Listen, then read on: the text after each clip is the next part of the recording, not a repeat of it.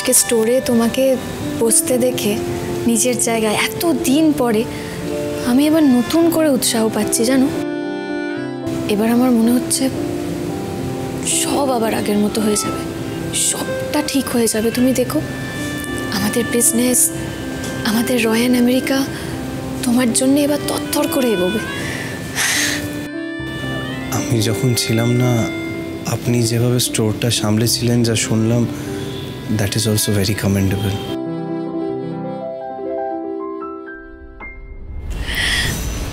ওমা, দরজাটা এরকম খোলা কেন?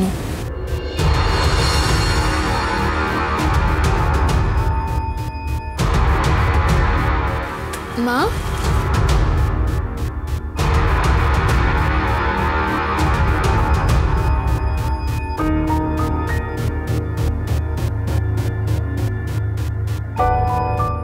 মোনা,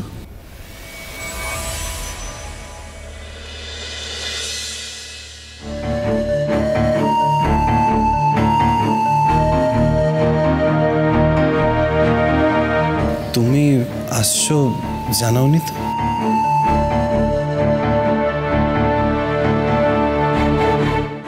আয়ান, এখানে আমার বন্ধু বলতে তুমি, আর তোমার সূত্রেই আমি এনাদের সবাইকে চিনি। বাড়িতে একা একা বোর হচ্ছিলাম, মা দাদা সবাই বাইরে চলে গেছে কাজে। আমি ভাবলাম কি করব একা একা, তাই চলে এলাম।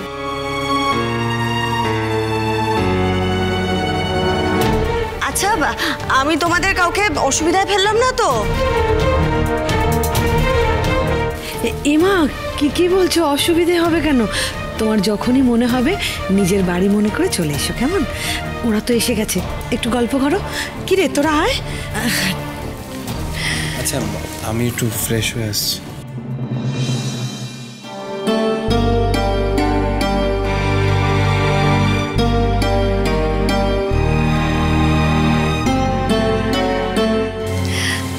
এসো মোনা, বসো।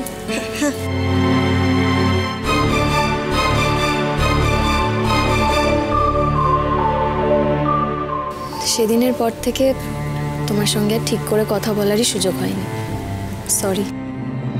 আরে না না, ইটস ওকে। সিচুয়েশনই তো ওরম ছিল না, তাই না?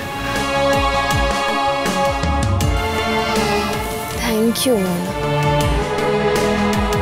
তুমি যেভাবে আমার আদির অ্যাক্সিডেন্টের পরে ওর পাশে থেকেছো, একজন ডক্টর হিসেবে তার পেশেন্টকে যেভাবে সামলেছো, ওকে একটা বন্ধুর জায়গা দিয়েছো, সত্যি সত্যিই প্রশংসনীয়। আজকালকার দিনে এভাবে কেউই ভাবে না। শুভলক্ষ্মী, আয়ান না শুধু আমার কাছে পেশেন্ট নয়, কি বলতো, একজন মানুষ মৃত্যুর মুখ থেকে ফিরে আসার পর তখন চোখ খুলে ধরো বুঝতে পারলো তার কিছু মনে নেই, তখন না সে একটা নিষ্পাপ শিশুর মতো তার ডাক্তারকেই জড়িয়ে ধরে। আর তখন সেই ডাক্তার তাকে সেই কমফর্ট জোনটা দেবে বলে, তাকে সুস্থ করবে বলে দিন রাত এক করে দেয়। কত ছোট বড়, ভালো মন্দ, কত কত মুহূর্ত শেয়ার করে। এই সম্পর্কটাকে না ঠিক ডাক্তার আর পেশেন্টের সম্পর্ক বলা চলে না। সত্যি তো, এক একটা সম্পর্কের এক একটা মাধুর্য থাকে। ঠিক যেমন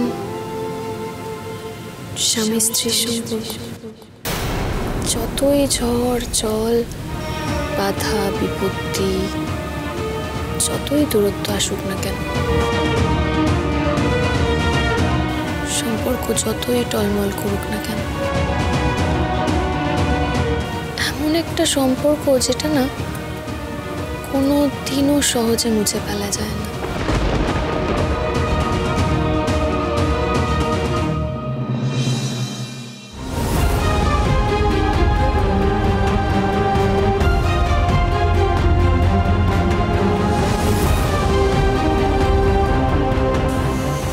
বেশ, তোমরা তাহলে কথা বলো।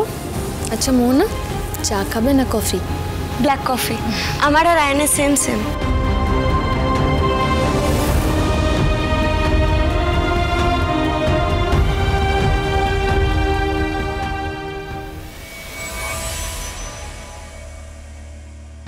কেমন আছো আয়ান? ভালো আছি, তুমি কেমন আছো? আমি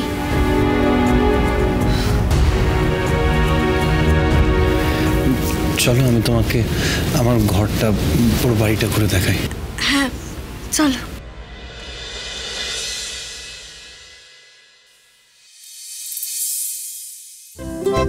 মোহনা এসো,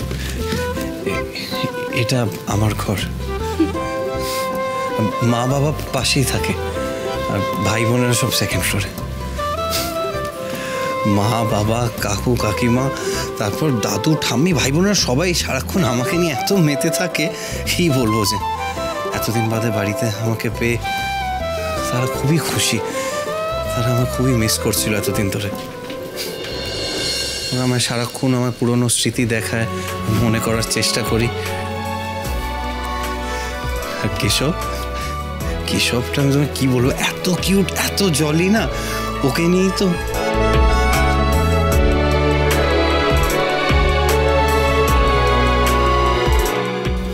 মোহনা। কেমন আছো?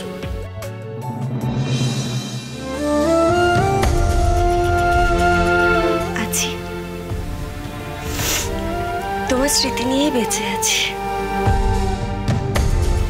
কি অদ্ভুত না?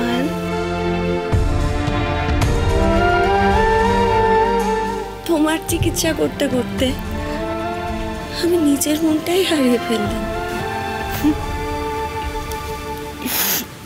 এতদিন এত মানুষের চিকিৎসা করেছি, অথচ নিজের চিকিৎসাটাই করতে পারছি না। সবাই আমায় বলছে, জানো তো, আমার তোমাকে ভুলে যাওয়া উচিত।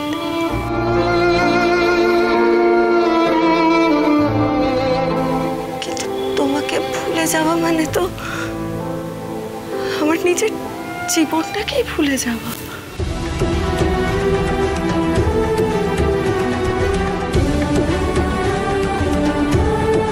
আমি জানি মোহনা, তোমার খুব খারাপ লাগছে।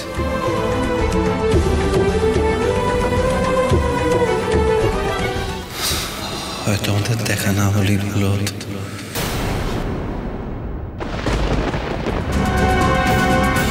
মোহনা, তুমি যদি এরম থাকো, তুমি যদি ভালো না থাকো, আমি কি করে ভালো থাকি বলো? কি করবো আয়ান?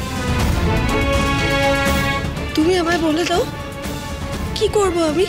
আমি যত তোমাকে ভোলার চেষ্টা করছি না, তুমি তত আমার কাছে প্রকট হয়ে যাচ্ছ। আমি নিজেকে কন্ট্রোল করতে পারছি না আয়ান, কন্ট্রোল করতে পারছি না। আমি জানি তুমি এখন কারোর স্বামী, কারোর বাবা, কারোর বন্ধু, কারোর সন্তান। কিন্তু আমি কি করবো আয়ান? আমি তো মানতেই পারছি না, কিছুতেই মানতে পারছি না।